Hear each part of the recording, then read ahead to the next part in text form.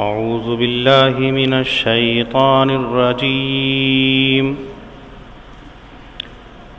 بسم الله الرحمن الرحيم.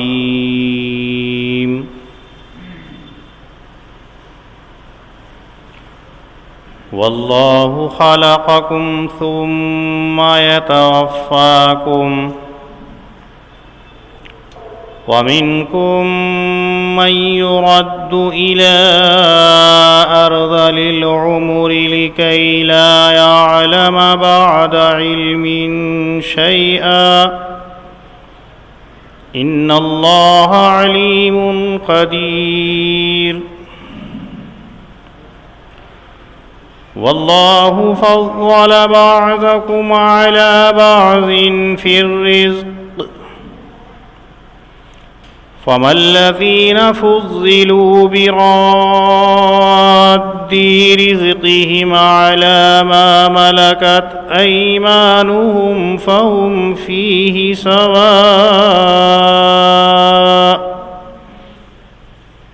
أفبنعمة الله يجحدون. والله جعل لكم من أنفسكم أزواجا وجعل لكم من أزواجكم بنين وحفدة ورزقكم من الطيبات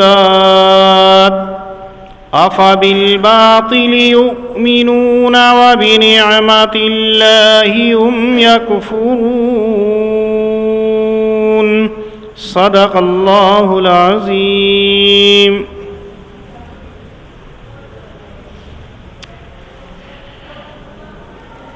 اللہ رب العزت نے انسانوں کو سمجھانے کے لیے اور بتلانے کے لیے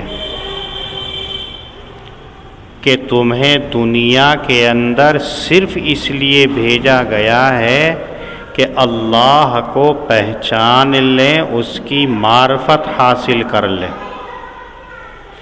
وہ سبق جو آپ سے عہد الست کے اندر لیا گیا تھا اس کی یاد دہانی کے لیے اللہ رب العزت نے 2 سلسلے شروع فرمائے، کتاب اللہ اور رسول اللہ.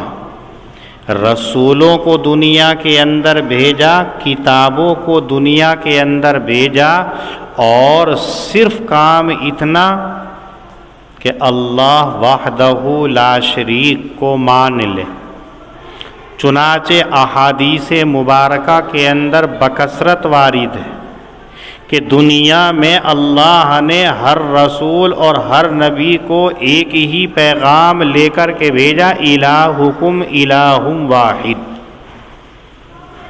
جن انبیاؤں کے اوپر کتابوں کو نازل کیا، کلام الہی کو نازل کیا، صحائف، زبر اور بینات کو بھیجا، ان تمام کے اندر بھی صرف یہی ہے، الہکم الہ واحد.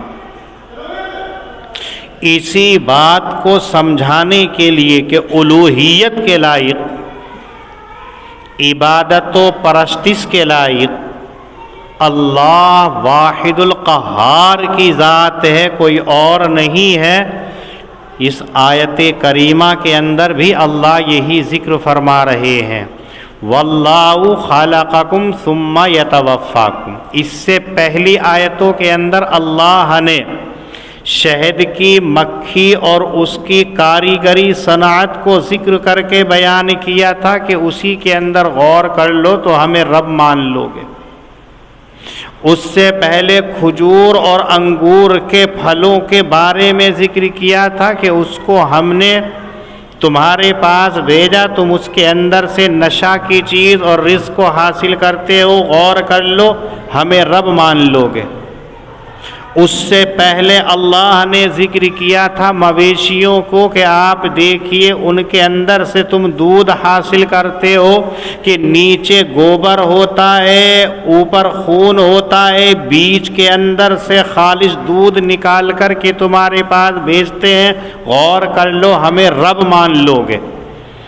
ترقی کرتے ہوئے اللہ فرما رہے ہیں واللہ خلقکم ثم یتوفاکم، اللہ کی ذات وہ ہے جس نے تمہیں پیدا کیا ہے، اللہ کی ذات وہ ہے جو تمہیں موت دیتا ہے، اللہ وہی ہے جو جلاتا ہے وہی مارتا ہے۔ قرآن کریم کی مختلف آیات کے اندر اللہ نے اس کو ذکر کیا، کہیں فرمایا ہوا یحیی و یمیت، اللہ کی ذات وہ ذات ہے جو تمہیں زندگانی عطا کرتا ہے اور تمہیں موت دے دیتا ہے۔ کہیں فرمایا کہ اللہ کی ذات وہ ہے جو تمہیں پیدا کرتا ہے پھر تمہیں مارتا ہے پھر تمہیں اٹھائے گا ثم الیہ ترجعون، اور پھر تمہیں اسی کی طرف لوٹ کر کے جانا۔ مختلف احادیث اور مختلف آیات کریمہ کے اندر اللہ نے ان مضامین کو ذکر کیا ہے، صرف اس لیے کہ انسان غور کر لے کہ تمہیں پیدا کرنے والا اور تمہیں موت دینے والا اللہ کی ذات ہے، اللہ کے علاوہ کوئی نہیں ہے۔ آگے کہا وَمِنْكُمْ مَنْ يُرَدُّ إِلَىٰ أَرْذَلِ الْعُمُرِ، اللہ ہی زندگانی دیتا ہے، اللہ ہی موت دیتا ہے۔ تو زندگی یعنی پیدا کرنے کے اندر اور موت کے درمیان کے اندر ایک عرصہ ہوا کرتا ہے۔ بچپن گہوارے سے نکل کر ماں کی گود سے نکل کر جوانی کی دہلیز پر قدم رکھ کر کے جوانی کی مستیاں گزارتے ہوئے بڑھاپے کی طرف پہنچ جاتے ہیں۔ اللہ فرما رہے ہیں تم میں سے بہت سارے وہ ہوتے ہیں جو نکمی عمر کو پہنچ جاتے ہیں، ایسی عمر کے جس سے آقا صلی اللہ علیہ وسلم نے پناہ مانگی ہے۔ ہمارا حال بھی ہے کہ ہم عمر لمبی کی دعائیں مانگتے ہیں، مانگنی چاہیے، لیکن کیسی دعا مانگنی چاہیے وہ آج کی تفسیر میں یاد رکھنا ہے۔ حضرت نبی اکرم صلی اللہ علیہ وسلم فرماتے ہیں جب انسان کی عمر بڑھتی ہے تو اس کی دو خواہشیں جوان ہوتی ہیں، اس کا بدن کمزور ہو جاتا ہے، اس کا جسم کمزور ہو جاتا ہے، اس کے قوا مضمحل ہو جاتے ہیں، اس کی ساری چیز بیکار ہونے لگتی ہے، لیکن دو چیزیں اس کی جوان ہوتی ہیں۔ آپ نے فرمایا کہ جوان ہوتی ہے اس کی پیسہ اکٹھا کرنے کی، دولت اکٹھی کرنے کی، دنیاوی چیزوں کو جمع کرنے کی۔ جب تک وہ جوان ہوتا ہے تو اسے پیسے جمع کرنے کی کوئی فکر نہیں ہوتی ہے، ادھر سے آیا ادھر سے کر لیا ہے، کام ہوتا ہے کہ جتنا ہے اتنا ہی کر لیتے ہیں، کہ جتنی جوانی کے اندر ہے وہ تمام کی تمام کا حال ہوتا ہے کمایا خطاک سے ختم کر دیا، کمایا فٹاک سے اڑا دیا۔ لیکن جیسے جیسے عمر بڑھتی جاتی ہے تو ایک ایک پیسہ جوڑ کر کے رکھتا ہے، اور پھر اس کی تمنا ہر دن یہ ہونے لگتی ہے کہ مجھے اور مل جائے اور مل جائے اور مل جائے۔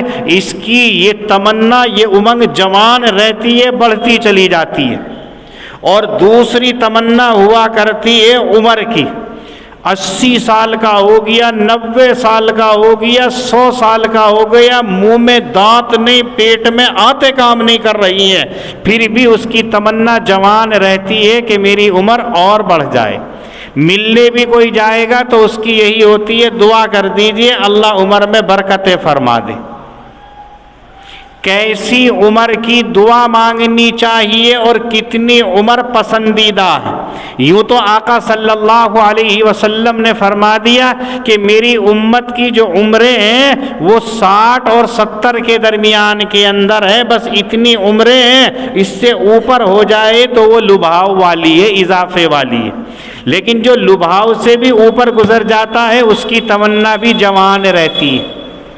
اس آیت کریمہ کے اندر اللہ تعالیٰ فرما رہے ہیں کہ تم میں بعض وہ ہوتے ہیں جو نکمی عمر کو پہنچ جاتے ہیں۔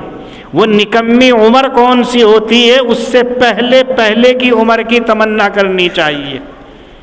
حضرت علی رضی اللہ تعالی عنہ فرماتے ہیں 75 سال کی عمر نکمی عمر ہوتی ہے، ایسی عمر کے نبی اکرم صلی اللہ علیہ وسلم اپنی دعاؤں کے اندر یوں کہا کرتے تھے، اللہم انی اعوذ بک ان ارد الی ارذل العمر، اے اللہ میں آپ سے پناہ چاہتا ہوں نکمی عمر تک پہنچنے کی، مجھے زندگانی تو دے، عمر تو دے، لیکن نکمی عمر مت دینا، ارذل عمر مت دینا۔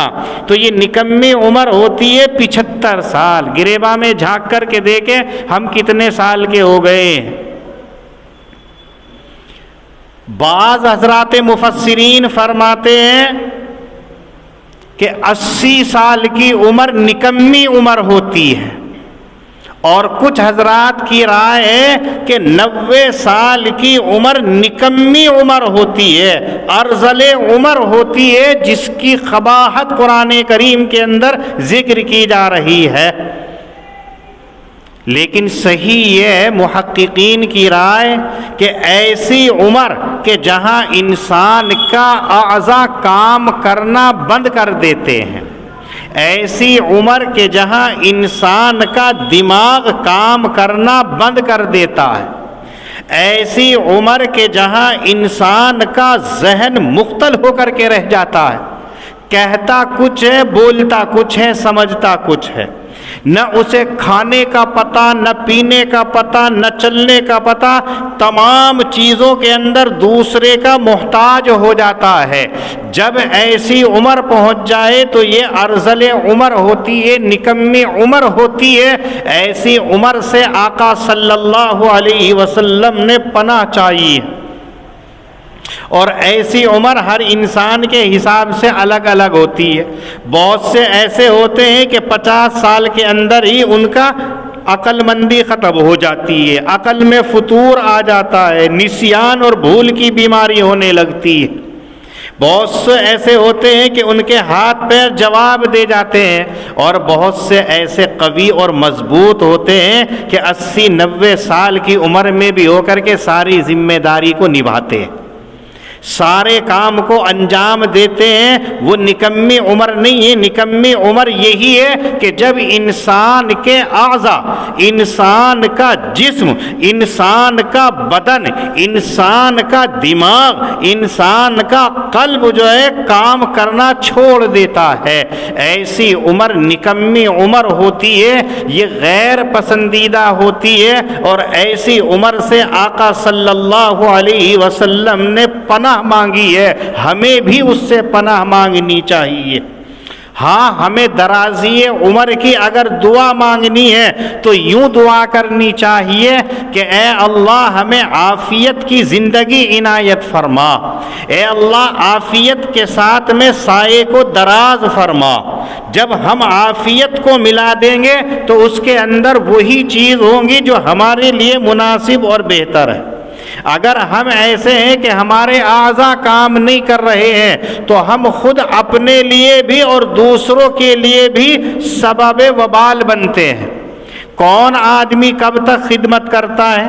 ایک نہ ایک دن اولاد بھی والدین کو چھوڑ دیتی ہے، بیوی شوہر کو، شوہر بیوی کو، بھائی بھائی کو، بھائی بہن کو، دوست دوست کو، سب کو چھوڑ دیتا ہے۔ ایسی عمر کی دعا نہیں کرنی چاہیے، یہ ارذل عمر سے پناہ مانگنی چاہیے۔ لیکن چونکہ اللہ رب العزت ارذل عمر تک بعض انسانوں کو پہنچاتے ہیں تو اس کے اندر علت کیا ہے، اس کے اندر حکمت خداوندی کیا ہے؟ اللہ نے انسان کو جوانی کی طاقت سے شرابور کرنے کے بعد پھر ارذل عمر کے اندر داخل کر کے دنیا کے اندر چھوڑا، تو اس کی وجہ کیا ہے؟ وہ وجہ ہمیں جاننی ہے۔ انسان جب طاقت کے نشے میں چور ہوتا ہے تو اپنے آقا کو بھول جاتا ہے، اپنے آقا کو بھلا دیتا ہے، اپنے مالک کو فراموش کر دیتا ہے، اور جب یہ طاقت ختم ہو جاتی ہے تو اس وقت کے اندر پھر آقا یاد آنے لگتا ہے۔ آپ دیکھیے جتنے حضرات بڑھاپے کی دہلیز کے اوپر قدم رکھ چکے ہیں، جو بڑھاپے کا دروازہ پار کر کے اس گھر کے اندر پہنچ چکے ہیں، ان سے ان کے جوانی کے کارنامے معلوم کیجئے گا کہ انہوں نے جوانی کے اندر کیسے کیسے کام انجام دیے ہیں، جو بظاہر جلدی سے آج ہم سوچ بھی نہیں سکتے ہیں، وہ ایسے کام کو انجام دے گئے ہیں۔ ایک صاحب نے مجھے بتایا، میں ہمیشہ سہارنپور سے دلی پیدل جاتا تھا اور پیدل آتا تھا۔ آج کوئی جوان جا کر کے دکھلا دے، کوئی نہیں جا سکتا، لیکن وہ سہارنپور سے پیدل جاتے ہیں دلی، اور دلی کام کر کے سہارنپور واپس آ جاتے ہیں، کوئی پریشانی نہیں ہوتی ہے۔ لیکن اب ان کا حال یہ ہے کہ اگر کھانے کے لیے ہاتھ بھی اٹھاتے ہیں تو نوالا ہاتھ میں نہیں رک پاتا ہے، گر جاتا ہے۔ گلاس پکڑتے ہیں پانی کا تو گلاس نہیں پکڑا جاتا ہے، ارتعاش پیدا ہو جاتا ہے، لرزہ پیدا ہو جاتا ہے۔ ایسے ہوتے ہیں، کیوں؟ اللہ رب العزت انسان کو یہ یاد دلانے کے لیے کہ تیرا وجود کوئی وجود نہیں ہے، تیری ہستی کوئی ہستی نہیں ہے۔ تو جب بچپن کے اندر تھا، جب تو کچھ نہیں کر سکتا تھا، پھر اس کے بعد میں جو جو بڑا ہوا تیرے جسم کے اندر طاقت ہم نے دی، پھر اس طاقت کو تو نے استعمال صحیح نہیں کیا ہے، تو پھر دیکھ لے تمام طاقت ہونے کے باوجود تیرا دماغ چل گیا، تیری سوچ بدل گئی، تیری طاقت بدل گئی ہے۔ تو بچپن کے اندر تو کچھ نہیں کر سکتا تھا، بڑھاپے کے اندر تو کچھ نہیں کر سکتا تھا، یہ ساری چیزیں ہم دینے والے ہیں، تو تو جوانی کے غم کے، جوانی کے زوم کے اندر، جوانی کے گھمنڈ کے اندر، جوانی کے غرور کے اندر اپنے رب کو کیسے بھول جاتا ہے؟ اسی کو اللہ فرما رہے ہیں، لِكَيْ لَا يَعْلَمْ بَعْدَ عِلْمٍ شَيْئًا، جان لینے کے بعد انجان بن جانا، یہ اس کی علامت ہے کہ جوانی میں ساری چیزیں ہیں لیکن بڑھاپے میں آ کر کے ساری چیز بھول جاتا ہے۔ اسے اپنا بچپنا یاد رکھنا چاہیے، اسے اپنی آخرت یاد رکھنی چاہیے۔ آدمی کے پاس طاقت ہے، دولت ہے، شہرت ہے، تو وہ اس میں گمان میں نہ رہے کہ یہ میری قوت بازو سے کمائی ہوئی ہے۔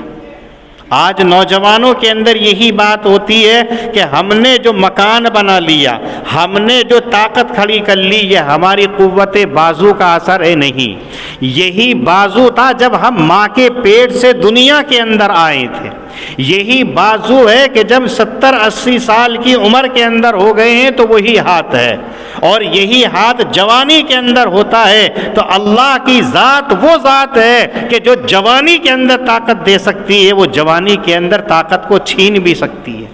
ایسے بہت سارے آپ دیکھ لیں گے کہ جوانی کی دہلیز پر قدم رکھنے کے بعد میں ہمارے بہت سارے نوجوان بھائی وہ ہوتے ہیں جو بستر مرگ پر پڑے رہتے ہیں، جو بیماریوں کے اندر مبتلا ہو کر کے بسترے کے اوپر پڑے ہوئے ہیں، کچھ نہیں کر سکتے ہیں، حالانکہ جوان وہ بھی، لیکن طاقت ختم ہو گئی۔ اور بہت سارے بوڑھے آج بھی وہ ہیں کہ جو سائیکل پر گھوم جاتے ہیں، پیدل چلے جاتے ہیں، یہاں سے لے کے بیگم پل تک، بیگم پل سے لے کے یہاں تک پیدل چلے جاتے ہیں، پیدل چلے آتے ہیں۔ یہ تمام اللہ تعالیٰ بتلا رہے ہیں کہ یہ طاقت دینا ہمارا کام ہے، اس لیے ارذل عمر سے پناہ مانگنی چاہیے۔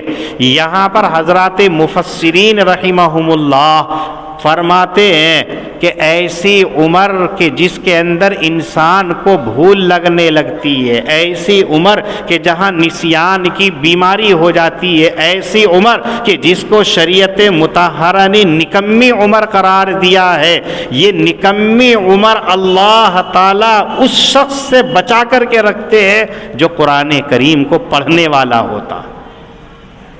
قرآن کریم کا یہ کھلا معجزہ ہے، حضرات مفسرین فرماتے ہیں کہ جو قرآن کریم سے اپنا تعلق جوڑ کر کے رکھتا ہے، اللہ تعالیٰ اسے سوئے عمر کے اندر داخل نہیں فرماتے، اسے ارذل عمر سے واسطہ نہیں پڑتا ہے۔ اگر 90 اور 100 سال کا بھی ہو گیا ہے تو اس کا دماغ نہیں چلے گا۔ آپ دیکھ لیجئے ہمارے اکابرین، کسی کی 100 سال عمر ہوئی ہے، کسی کی 100 سال سے اوپر ہوئی ہے۔ خود ہمارے مدرسے کے محتمم حضرت مولانا حکیم محمد اسلام صاحب نور اللہ مرقدہ تقریباً 99 سال کی عمر ہوئی ہے، اور آخر وقت کے اندر بھی ذہن اتنا تیز تھا کہ جوانوں کو فیل کر دیا کرتے تھے۔ جو بچپن کے اندر اپنے استاد سے شعر سنا تھا، آخر وقت کے اندر بھی وہ شعر ایسے ہی سنا دیا کرتے تھے۔ تو اللہ رب العزت قرآن کریم کے معجزے کے طور پر، اللہ رب العزت قرآن کریم کی برکت سے انسانوں کو نکمی عمر سے محفوظ رکھتے ہیں۔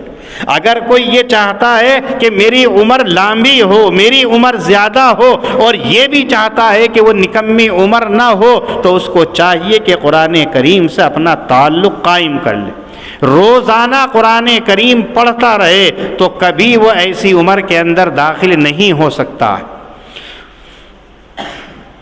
ان اللہ علیم قدیر، آیت کریمہ کا آخری جز اللہ رب العزت نے یہ کہا اللہ جانتے بھی ہیں اور قدرت بھی رکھتے ہیں۔ جس کو چاہتے ہیں بچپنے کے اندر طاقت دینا، اس کو بچپنے کے اندر بھی طاقت دے دیتے ہیں۔ آپ نے دیکھا ہوگا عموماً بچے کی زبان کے اندر بولنے کی طاقت نہیں ہوتی ہے۔ جب بچہ پیدا ہوتا ہے اس وقت سے لے کر جب تک اس کی زبان کے اندر وہ طاقت نہ ہو جو قوت گویائی کی ہوا کرتی ہے، اس وقت تک بچہ بول نہیں سکتا ہے۔ لیکن ہم دیکھتے ہیں سیدنا عیسیٰ علیہ السلام کو کہ اللہ رب العزت نے حالت گہوارہ کے اندر، پالنے کے اندر قوت گویائی دے کر کے ان کو تکلم کرنے کی طاقت عطا فرما دی تھی۔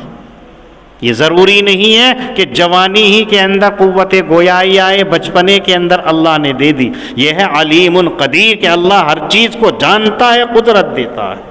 اور بھی ایسے واقعات ہیں کہ بچپنے کے اندر اس نے قوت گویائی حاصل کر لی، اور ایسے بھی ہیں کہ جو نوجوانی کی حالت کے اندر ہیں۔ آج کا ترقی یافتہ زمانہ جو سائنسی دور سے بہت ترقی کر رہا ہے کہ انسان کہاں سے کہاں پہنچ رہا ہے، ایسے نوجوان بھی ہیں کہ اگر بولنا چاہتے ہیں تو ان کی زبان کے اندر قوت گویائی نہیں ہے۔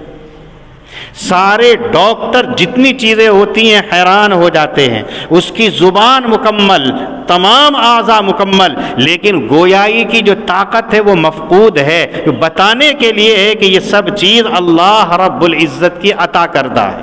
اللہ جس کو جب چاہتے ہیں وہ طاقت عطا فرما دیتے ہیں، اور جب چاہتے ہیں اس طاقت سے اس کو علیحدہ کر دیتے ہیں۔ یہ ایک جملہ لا کر کے بتا دیا کہ اے انسان تو اپنے کسی گمان کے اندر مت رہنا، اپنے خیال و تصور کے اندر مت رہنا۔ اگر تجھے کامیابی چاہنی ہے تو اللہ کی مرضیات پر چل، اور اللہ کی مرضیات کا پتہ چلے گا رسول اکرم صلی اللہ علیہ وسلم کی سیرت اور سنت کے اندر۔ واللہ فضل بعضکم علی بعض فی الرزق۔ اس آیت کریمہ کے اندر ایک عمدہ بات اللہ رب العزت نے ذکر کی ہے۔ آج ہر ایک انسان کی یہ تمنا ہوتی ہے جیسے فلاں کے پاس میں مکان ہے میرے پاس بھی ہو۔ کبھی کبھی جو ہم مومنین ہیں ذہن میں یہ بات آتی ہے ہمیں اللہ نے اعضاء دیے، ہمیں عقل دی، ساری چیزیں دی ہیں، لیکن وہ کروڑ پتی ہے اور ہم بھکاری ہیں۔ وہ مالک بنا ہوا ہے، ہم محکوم ہیں، ہم اس کے نوکر ہیں، ہم اس کے مزدور ہیں، ہم اس کے غلام ہیں۔ وہ بیٹھا ہوا ہے لمحوں کے اندر لاکھوں کما لیتا ہے، اور ہم صبح سے لے کے شام تک کام کرتے ہیں تو ہمیں جھاڑی ملتی ہے 300 روپے، 500 روپے، 700 روپے، اور اگر مدرسے میں پڑھانے ہوئے ہیں تو آپ شاکر بتا دیں گے کہ 200 روپے سے زیادہ ان کو نہیں پڑے گی۔ ہاں اگر یہ اپنی سائیڈ سے کچھ بزنس کر لیں تو بڑھا سکتے ہیں۔ اور بہت سے ایسے ہوتے ہیں پھلی نہیں پھوڑتے ہیں، جیب کے اندر پیسے بھرے رہتے ہیں، کبھی 1000 کا نوٹ، کبھی 2000 کا، کبھی 10,000، گڈی کی گڈی رکھی ہیں، ذرا سی پھونک مارتے ہیں ٹکٹ بیچ کر کے کروڑوں روپے اپنی جگہ کے اندر رکھ لیتے ہیں۔ ایسے لوگ ہوتے ہیں۔ تو ذہن یہ کرتا ہے جب ہم بھی اسی دنیا کے اندر ہیں، ہم بھی محنت کر رہے ہیں، ہمیں بھی اللہ نے بنایا ہے، ہمیں ہی اللہ نے پیدا کیا ہے، تو ایک کو اتنا مال دوسرے کو اتنا۔ ایک بھائی وہ ہے کہ اگر مٹی میں بھی ہاتھ ڈالتا ہے تو سونا بن جاتا ہے، ایک وہ ہوتا ہے کہ صبح سے لے کے شام تک کام کرتا ہے تو اسے 300 روپے سے زیادہ ہی نہیں ملتے ہیں، مہینے کے اندر 6000 8000 10000 اس سے زیادہ نہیں ہوتا ہے۔ تو یہ ذہن کے اندر بات آتی ہے، اس کا جواب اللہ نے دیا ہے یہاں، واللہ فضل بعضکم علی بعض فی الرزق۔ اللہ رب العزت اگر چاہتے تو سب کو ایک جیسا دولت مند بنا دیتے۔ جب اللہ ہی نے ہمیں پیدا کیا ہے تو اللہ تعالیٰ سب کو دے دیتے، 10 لاکھ سب کو بانٹ دو۔ جیسے قاری صاحب ہوتے ہیں، بچوں کو کسی دن گوشت کے اندر انعام کے طور پر پیسے دے رہے ہیں، چلو بھائی 10 روپے لے لو۔ حالانکہ ایک وہ ہے جو ان کے پیر بھی دباتا، سر بھی دباتا ہے، گلا بھی دباتا ہے، اس کو بھی 10 روپے دے رہے ہیں۔ اور ایک وہ ہے جب بھی یہ بلاتے اس کے پاس بہانے 1000 ہوتے ہیں، اگر وہ دبانے بیٹھ بھی جائے، انہوں نے آنکھ بند کری تو ایسا دباتا ہے کہ پیروں کا بال کھینچ کر کے اٹھا دیتا ہے ان کو سوتے ہوئے، اس کو بھی 10 روپے دیتے ہیں۔ یہ سب برابر، لیکن اللہ رب العزت اگر چاہتے تو ایسا کر سکتے تھے، لیکن اللہ نے ایسا نہیں کیا۔ کیوں؟ اگر ایسا کر دیتے تو یہ نظام کائنات نہیں چلتا۔ اگر سارے کے سارے مالدار ہو جاتے تو پھر ان کے کام کرنے والے نوکر کہاں سے آتے، ان کے کام کرنے والے غلام کہاں سے آتے، ان کی بات سننے والے کہاں سے آتے؟ سارے کے سارے ارب پتی ہیں، تو اب ایک دوسرے کی خدمت تھوڑی کرتا۔ کسی کو سہارے کی ضرورت ہے تو اپنی طاقت کے دولت کے گھمنڈ کے اندر تھوڑی جاتا اس کے پاس میں۔ اور اگر اللہ تعالیٰ سب کو غریب ہی بنا دیتے، سب کو فقیر ہی بنا دیتے، تو ان کی حاجت کون پوری کرتا، ان کی ضرورت کون پوری کرتا؟ تو اللہ رب العزت نے نظام کو متوازن رکھنے کے لیے، اس نظام کو چلانے کے لیے امیری اور غریبی دنیا کے اندر پیدا فرمائی ہے۔ یہ ایک حکمت اور مصلحت ہے کہ اگر مالدار ہے تو وہ سارے کام اپنی دولت کے ذریعے سے نہیں کر سکتا ہے، بلکہ اس کو غریب کی، نوکر کی، مزدور کی، ملازم کی ضرورت پڑے گی، اور وہ پیسہ دے کر کے ان کی خدمات حاصل کرے گا۔ اور اگر غریب ہے تو اس کو پیسے کی ضرورت پڑتی ہے تو وہ کام کر کے اس کے بدلے کے اندر محنتانہ وصول کرتا ہے۔ تو ایک دوسرے کا رزق ایک دوسرے سے، اس کو فرمایا فضل بعضکم علی بعض فی الرزق، کہ اللہ کی ذات وہ ذات ہے کہ جس نے بڑائی دی ہے تم میں سے ایک کو ایک کے اوپر رزق کے اعتبار سے، ایک کا رزق دوسرے کے رزق سے وابستہ کر دیا ہے۔ مالک ہے، اس نے نوکر اور غلام رکھ رکھے ہیں تو ان کے کھانے پینے کی ذمہ داری ان کے رزق کے اندر رکھ دی ہے۔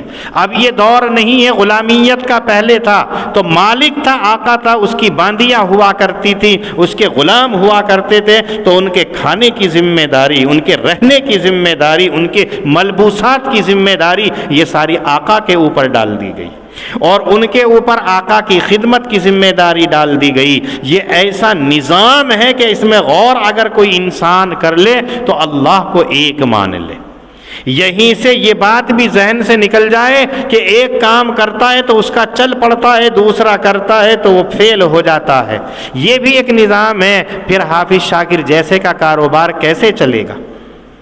اگر ہر ایک کا کام خود ہی چل رہا ہے تو بیچارہ دم کرانے کے لیے، وظیفہ معلوم کرنے کے لیے، تعویذ لینے کے لیے، قرآن خوانی کرانے کے لیے کیسے بیچاروں کے پاس جائے گا؟ کیسے ان کے کام چلے گا؟ یہ ساری چیزیں اللہ رب العزت کے نظام کے اندر داخل ہے۔ اللہ نے کسی کو زیادہ دیا، کسی کو کم دیا، اس نظام کائنات کو چلانے کے لیے۔ اور دوسری وجہ، اللہ نے جو مال دیا ہے آزمائش کے لیے دیا ہے۔